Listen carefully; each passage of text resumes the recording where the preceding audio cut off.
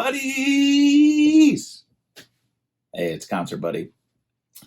I am going to share with you in this video some sealed records I recently acquired, dead stock, if you will, that are probably, with my archaeologically advanced eyes, I think they're over 40 years old and sealed.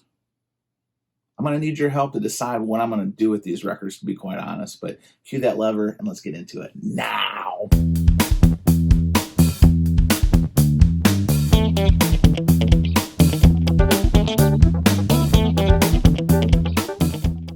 Dead stock records. Let's start there. What is dead stock? Well, if you're an avid record collector, you already know. But for the uninitiated, dead stock is essentially records that have been around a minute for years, long months, for an extended period of time that haven't sold. And quite often, when you go to different record stores in different areas, record shows, etc., you'll often run into dead stock of records that are still sealed, that are probably years off of being released and have never been played before. So I tell you that because recently I went to one of my local shops in search of a record store day title I didn't pick up. It's a whole nother issue. Well, actually, I'll go ahead and get into it. So I did record store day. I didn't do a record store day video because I've kind of been talking about it in the community if you've seen me on live streams or in chats or whatever, right? So there's no need. There's so many record store day videos. There was really no need. I didn't feel to pile on to show what I got. Fuck no. Sorry. F no. That said, I didn't get the Miles Davis release. I figured I didn't get it on my first stop. I figured I could go to my friend's shop, spread some money over that way, and they sold out of it too. So then I was playing catch up, went to a couple other my locals, and it just sold out everywhere in my area. And then the next day when stores are allowed to put their remaining inventory online, I didn't get one anyway. But thanks to Jazz Bum Felipe, he hooked it up. He actually put me in contact with one of his locals, so I got the record. So there's that piece of it. But while I was in search of this record, I went to one of my locals, and they didn't have it, obviously. But what they did have is a new arrival of a collection I'm assuming they bought that had a ton of records that were unopened. And not just records from the last 3, 5, 10 years. I'm talking like vintage records that I've approximated with my archaeological skills and internet savvy that they're probably about 40 years old, like late 70s, early 80s releases. The math, I'm doing the Alfredo. I need your help, buddies, to figure out if I'm going to open some of these, if I'm going to keep some of these, if I'm going to sell some of these, what am I going to do with these? So let me show you what I got. So the first title I'm going to show is this 1973 release. I don't know if this is the 1973 original pressing. Since it's sealed, I haven't figured that out. But this is Todd Rundgren's A Wizard, a True Star. And it spoke to me for a couple of reasons. One, to connect to the Record Store Day theme I was talking about before. This was just released for Record Store Day 2023 as a 50th anniversary edition. Not this particular copy. Obviously, it's got this wonderful retail sticker, which I'll talk about here in a second. But I am not a monster Todd Rundgren fan. I've only started recently to kind of get into his catalog, buoyed by a sidewalk sale that I bought a couple of his titles for like $2 a disc. I figured this is probably the budget-friendly way to get indoctrinated to his catalog. That said, I knew of this title from the Record Store Day list and seeing it in the bins over that weekend. Seeing this one sealed, I mean, without a barcode, which, as you may or may not know, didn't really become utilized until like late 70s, early 80s. I think an Elvis Costello record was the first to ever have the official barcode sound scanned technology, etc. Another video right there, folks. But this is probably, maybe, the original pressing. I did the research I could do without opening it yet. Was it's either an original 73 or it's like a 77 German pressing or something like that. So I can't figure it out. So that's kind of evidence to go ahead and open this. When I see this Kmart sticker, now if you're an old like me, you know what Kmart is, was, etc. No, sir, not me. I mean, look, you could get a record back in those days for $5. Wow, insane. You definitely can't get a record nowadays for $5 unless it's a sidewalk sale or a yard sale or whatever. But I mean, just for being, even if you say it was a 77 reissue, making it up, look at this condition. I mean, now the thing about sealed records of this vintage is there's a high probability that because of the shrink pressure over time, the record could be warped. So that's another reason I'm kind of hesitant to open these instead of either collecting them straight up in this condition or moving them on somewhere else, because you just don't know. And then when you open it and you find that warp, man, that's just a kick to the junk. So anyway, this record too, when it originally came out, was engineered by Robert Ludwig, LZ2 fame, all that kind of stuff. So I'm kind of tempted to open it. What do you guys think? Tell me in the comments below. You can do it! Next record I'm going to show you is a rock and roll classic. This is Led Zeppelin 4. I guess it's untitled, but it's called Led Zeppelin 4 because it's their fourth album. Again, sealed copy. I think I have a copy or two of this. I don't believe I have an original. I'm pretty sure I don't. But it's sealed. Even if it's a reissue, again, from the research I've done, I feel like this is like a late 70s reissue. It's got this sweet hype sticker here.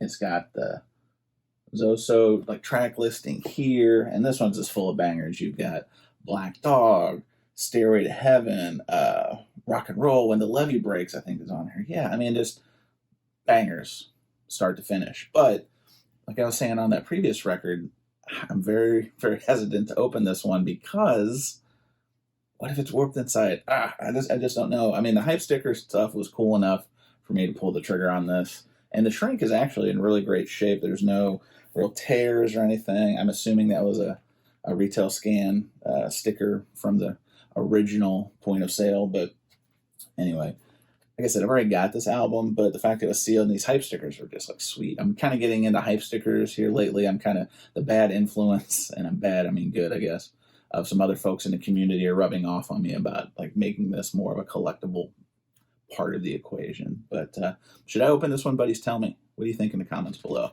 Led Zeppelin 4. All right, the next record that I'm going to show here is from 1969, originally when it was released. This is the debut album from the Allman Brothers Band. Greg Allman, Dwayne Allman, Dickie Betts, all those cats.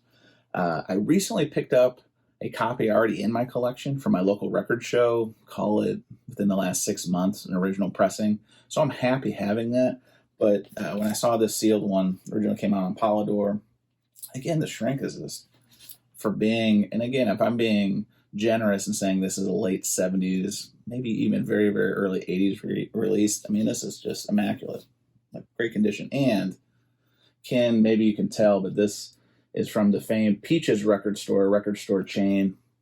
My local put a price sticker on there, which I had to pull off, so I lost a little of the patina that Mike Wolf sang from American Pickers. But again, another $4, $5 record. This one does have some perforation in the shrink, so I do have hope that maybe if it's inside, not warped, it's a high probability or a possibility. But a great album. I mean, probably the signature track I'm thinking of is Whipping Post. Is probably the song most people would remember from this album. But, I mean, obviously I don't need to go to a history of the band, but an influential Southern rock band from Georgia, Allman Brothers, great band. So many great albums, this being the first that kind of kicked that off. Should I or shouldn't I? I don't know. It sounds like it should be pretty easy for you then. All right, buddies, the last sealed vintage dead stock record I'm going to show you is probably the biggest one, and this is the one I'm probably most reluctant to open. This is a German reissue of the Beatles' Magical Mystery Tour. And I've been seeing this album in the community from different channels, be it David Bianco, I think, got one over in Europe. Seen it a lot lately. I think Rachel from Rachel's Ghost was gifted one recently. So that's what put it on my radar. Now, some good news here is that this shrink is not very tight. I was informed by a good friend of the show, Arnaldo, over at Fidelios_frequency, that the practice back then for especially European records was they sealed them in the shop. So you often had a lot of loose shrink like this, which is good in the sense that maybe it's not warped inside. again, without opening specifically, I'm not sure if this is the 1977 reissue. My evidence and the Discogs Sherlock Holmesing that I did suggests this is probably the 1981 reissue, and I say that because one of the clues, Scooby, was terrible Scooby-Doo impression. Shut up! Was there's an EMI embossing here in the bottom right corner that was not prevalent on the 1977 reissue.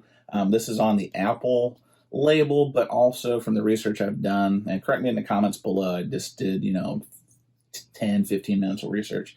Horzu was the German side of this label, but I think it was all the same. I've got a nice Gem Imports hype sticker, which they say they're in South Plainfield, New Jersey, and Reseda, California. I don't know a lot about importing records in the late 70s, early 80s, but still in shrink. A beaut. It does have a little opening right there from the shrink, but I picked this up for like a song for like, I think, $25. But from what I've seen and what others have told me that I've shared the story with, seems like I can get a pretty decent return. So this, of any of the records that I've shown in this video, is the one I'm most reluctant to open, just because I can probably sell it, and hopefully, like a lot of you, my goal when I sell records is not to make a bunch of money. It's more to take that money and then reinvest it in grails or more expensive pieces or that sort of thing. And that's the way I've been doing it for over 10 years now. But anyway, what should I do with this record and even these other records, buddy? Because I'm really apprehensive to open and keep, especially if they've got that warp. Because when they're still in the shrink, it's whatever you think. That was intentional. Terrible, but intentional. But I would say that this one, more than the Todd Rundgren, more than the Zeppelin, more than the Allman Brothers, this is the one I think that would be best served leaving it in the shrink. I know some Beatles enthusiasts are probably just pulling their hair out. What are you doing? You got to play this. This is meant to be played. Totally hear you.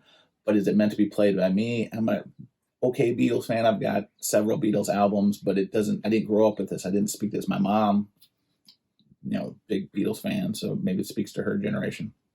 Regardless. So, buddies, really trying to crowdsource your feedback here. I would love to hear in the comments, what do you think I should do with these records? Should I open them? Should I keep them? And if I open them, should I do a follow-up and show you? We'll do a were they or weren't they warped sesh, see what happened, and kind of be a post-haste.